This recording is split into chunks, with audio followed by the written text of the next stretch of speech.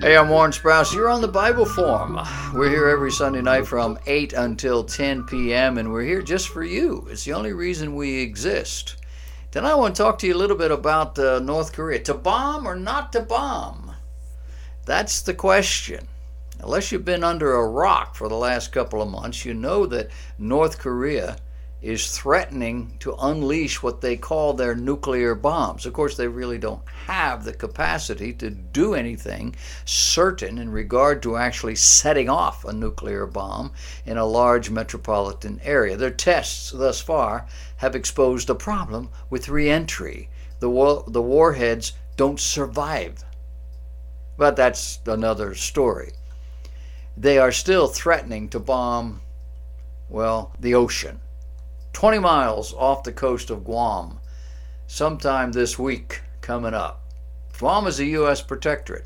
There are 300,000 American citizens and residents. It is apparently a great vacation spot. It is modern as all get out. So if you're the President of the United States, what do? Do you go in and bomb North Korea to stop them or what? Well, the media is all hyped up over President Trump's rhetoric. He's talking tough. And in their minds, he's talking irresponsibly. Now, that nothing is likely to happen of note in all of this isn't being discussed. Therefore, the largely ignorant American population is worried and wondering. They're worried because they believe Trump is unstable. He's unstable because the media says he is, and because they can see and hear him talking. What president talks the way he talks? I mean, this president is talking in a clearly threatening manner. And they worry. People like you and like me worry. Because most Americans get their news from mainstream media, which is not really helpful. But here comes an American pastor, a man who leads 10,000 member congregation, a man who is recognized within Southern Baptist circles as a leader of their denomination. His name is James Jeffress. He pastors in Dallas, Texas. He says when it comes to how we should deal with evildoers, the Bible in the book of Romans, specifically chapter 13, is very clear. He says God has endowed rulers full power to use whatever means necessary, including war, to stop evil. In the case of North Korea, God has given Donald Trump authority to take out Kim Jong-un. Case closed? Not by a long shot. What about the evildoers who threaten us every day? We allowed to take them out too? Those that threaten our security with satellites, submarines, spies, and saboteurs sneak in and try to disrupt our political process. What about those who threaten our security in cyberspace, or the really true villains our government has allowed to simply walk into our country and disappear in the crowd until they commit a heinous crime? Or nation states that have said out loud they want us dead, sort of like Iran, or a rising new Ottoman Empire in Turkey, or the various radicalized Muslim armies.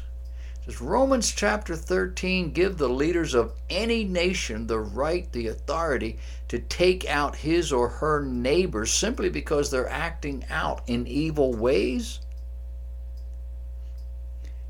All of that is exaggerated hyperbole, and it's done for effect.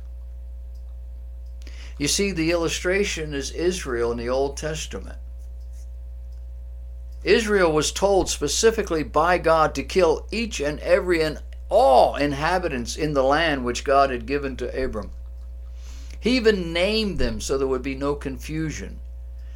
And they were told to take them out, not simply because they were evil, which they were, but because God had given that land to Israel, and these people had to be kicked out, had to go.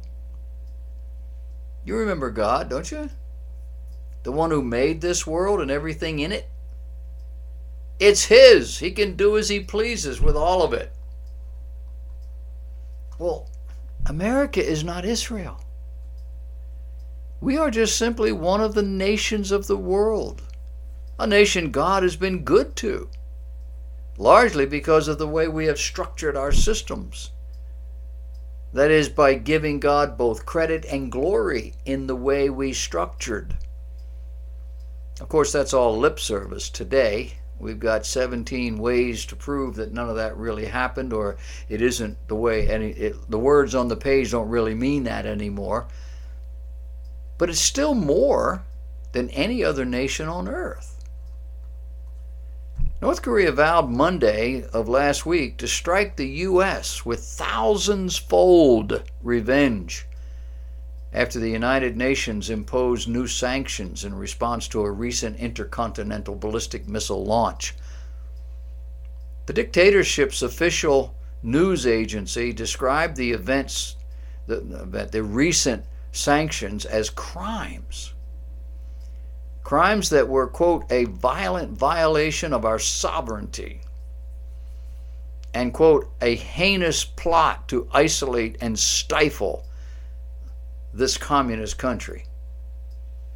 North Korea, which consistently threatens to send gift packages to the U.S., vowed to take righteous actions that would make America pay thousands of times. Now, these are words. They're not bombs.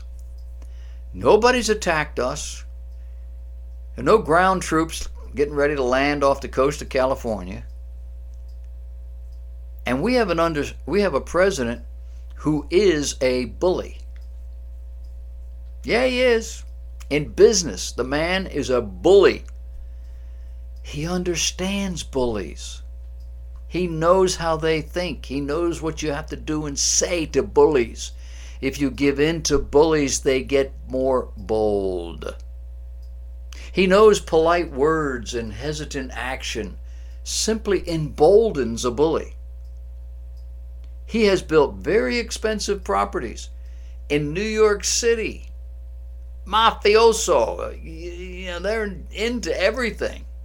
And also around the world, dealing with men and women who are probably just as stubborn and as foolish as the North Korean president.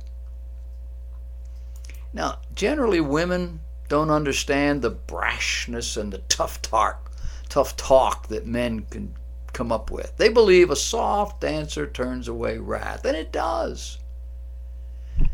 But they also believe most people are rational and will come to their senses given enough time. Just extend the right carrot and we can all have peace. That ain't working. The problem here is we're dealing with a pagan megalomaniac with an absolute authority and power complex. He has the last word on everything that happens in his country. Speak nicely to him, he'll cut your heart out. He has his own people collecting grass so that they might have something to eat. Millions of North Koreans are on the edge of starvation. You ever see a fat North Korean? Well, Kim Jong-un isn't he? And some of those people in government are. But they all live in one place where the lights are on at night. You've seen the maps of the world, and ain't no light on in North Korea. Well, there's a light on in that one building, and that's where all these fat people are. I don't believe Kim is going to launch any missiles at Guam. But should he do so, we have at least 4 fully functional defenses, any one of which is able to handle anything he might do. We have ground-based, air-based, ship-based, submarine-based rockets and other kinds of armament, any one of which can take this stuff out. And that doesn't include what's on the ground in South Korea or in Japan. The majority of our ocean-going weapons are in the China Sea. We had the head of our defense system tell us that over half of our Navy is there. An all-out war would last about 2 weeks, and it would put all the lights out in North Korea. It's South Korea we worry about. But those on the ground say the South Koreans are not worried. They're not as worried as we are. Now, getting back to Romans chapter 13. In chapter 13, there are instructions to individuals, not to governments. The theme is submission to authority, as opposed to belligerence in the face of those who wish to harm you, nor the authority of one national leader over another. If those nations and people groups insist on resisting the power of God and of His grace, verse 2 says they receive to themselves damnation from God. We are instructed to be subject to the higher powers, verse 1. Paul is speaking of human authority, government, but also family, society, employers. He says that if there is a higher power over you, and there is, it's there because of God. And the powers that exist over you are ordained of God, whatever the structure is in your particular country or community or whatever it is, even Kim Jong-un. But Donald Trump is not Moses, and he's not Joshua. The United States is not Israel, and there's not going to be any cleansing of the world as God called Israel to do in the land of Israel. There is just a president who has the authority and the responsibility to protect his nation and his people. And some of those people are in Guam. And he also has a moral obligation to look out for his friends, which are in South Korea and in China. And that's the extent of it. And I believe this president will do whatever is necessary to do.